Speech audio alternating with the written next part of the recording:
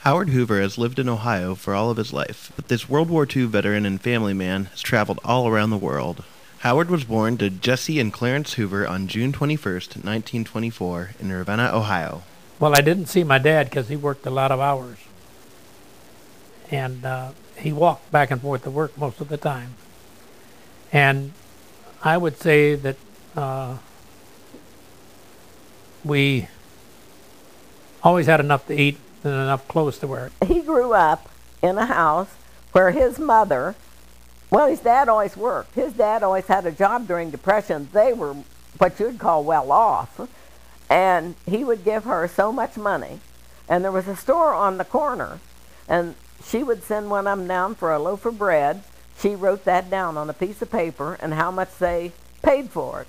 And I think we still have the list of of all the things, and she kept track of everything. Whenever she bought Christmas presents, she'd write down what she paid for everybody. And she always kept a record. I would say my dad's a penny pincher. Anything he could do to save money, he would do. He always saved everything in case you needed it for later, which he got honestly from his own mother.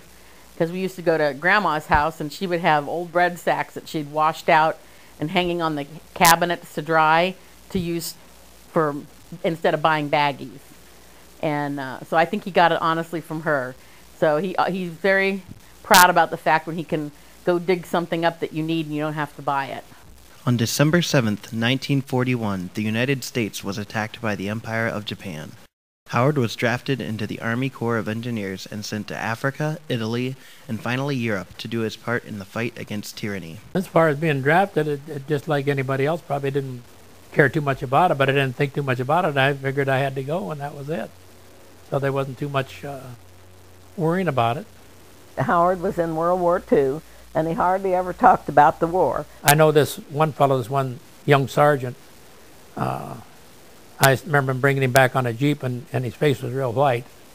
And I think they got him right in the forehead, if I remember right. But he was dead when they brought him back. He didn't speak about the war because of things that he saw, maybe things he had to do. I know he was a truck driver. He was with the Corps of Engineers. So they would go ahead and build roads and bridges ahead of the troops. Well, I was in the engineers, but in the engineers when I first went in. Done a lot of pick and shovel work, and one night they came and wanted to know if I could drive a truck, and I said, I can run anything you got. Shortly after victory in Europe, Howard retired from the Army and returned home to the United States. First thing when I walked in the door, I said, I'm going to take 3 months off. One of my father's relatives worked with my mother in a factory.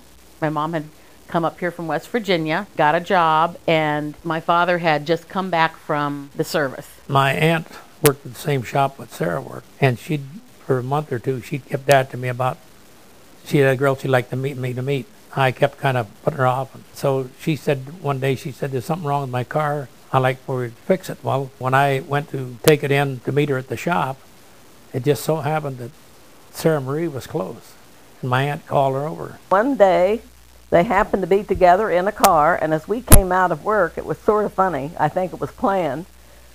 I was on the corner, and she stopped the car and introduced me to Howard. My cousin was playing basketball, so my aunt wanted to get down to see him, and so she had this little coupe, and she wanted me to get down. She invited Sarah, and so we went to the basketball game, and then we just kind of got to dating. And from then on, we've gone together. We went together about 10 months. So we always thought that was kind of a quick thing, that they had their courting and marriage within 10 months. But it must have worked because they've been married for 61 years. And we've had a very good life together. We've had 2 daughters. First we had Janet. She's 22 months older than I am. And growing up we were very close because she was always afraid to be in her own room, so we always shared a bedroom. When we were growing up, Dad was always working very hard. He had worked many hours at his job, and he'd come home really tired, and Mom would always have supper ready for him. And then he'd sit down for a while and let Janet and I crawl all over him and put curlers in his hair and comb his hair, what little bit there was of it. And so we had a little bit of special time with him before we had to go to bed. Well, I would say that because my family is the most important, because I'm not interested in anything but family.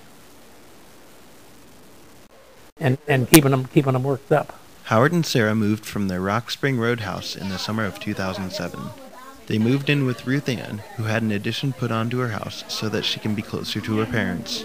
Friends and family from all over came to view the new house and visit. So far, it's been nice. And if we have a halfway decent life the way we have, why, it'll be all right. Now that we've settled in and the party's over, we're going to relax a little bit more.